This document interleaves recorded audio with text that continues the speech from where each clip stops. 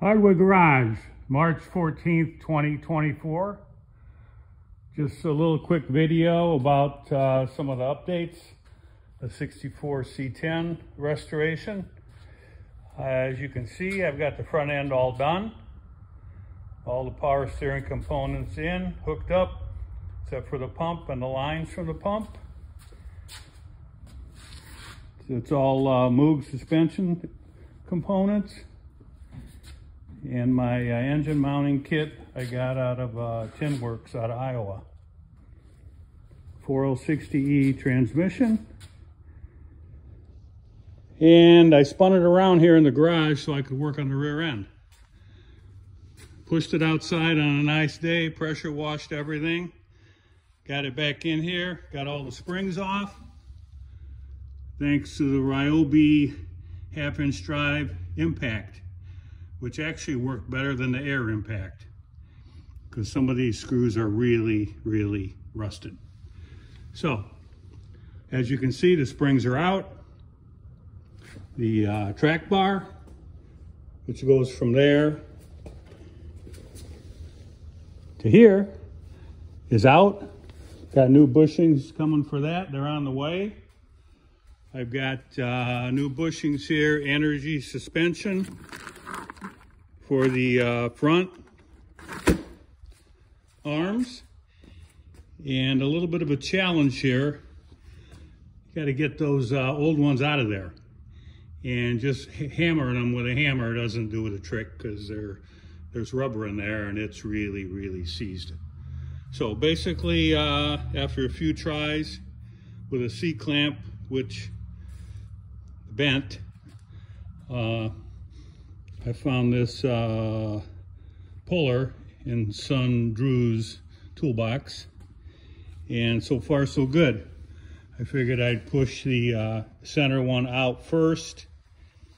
I tried to push the whole thing out at once, the rubber part and all, and it wasn't having it, so decided I'd just push the center out first and then go back after the rubber part, which I could actually just cut out with a knife then once the center's gone, because it's probably rubber welded itself in there. So as you can see, this is pretty easy to turn.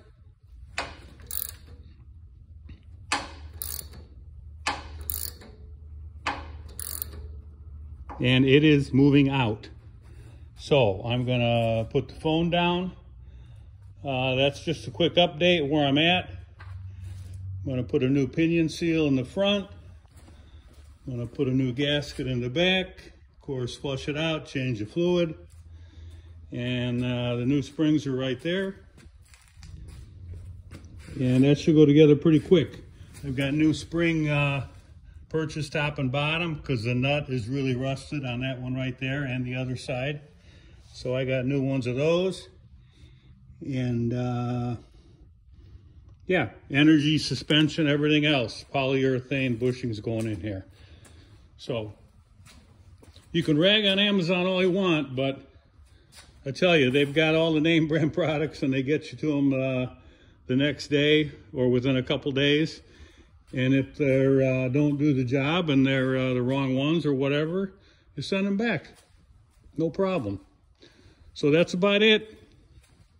Real quick, I did pressure wash the front core support, which I'm going to obviously reuse because that fender's an inner fender and everything attached to that. And then I just have to figure out the front of this. And there's the fan. I got a new water pump in the box over there. And I'm gonna try to see if I can use the original radiator out of this 2000 Silverado. Got some shorty stainless headers that I already test fitted up there. Plenty of clearance. So we're really moving along. As soon as this rear end is all done and back together, I'm going to put some Eastwood rust converter on this whole frame and then spray it with the Rust-Oleum satin black, which is pretty darn close to what Eastwood calls chassis black. And it's quite a bit cheaper. So, and then we'll move on to the cab, which is right here. And the first thing I'm going to do with that is tip it up on its back and get the bottom all cleaned up and re-undercoated and whatnot. And so that's the story. So nice day, getting a little cooler out here in Southwest Michigan, but we've had a beautiful March so far, and I hope it continues. Thanks for watching Hardway Garage.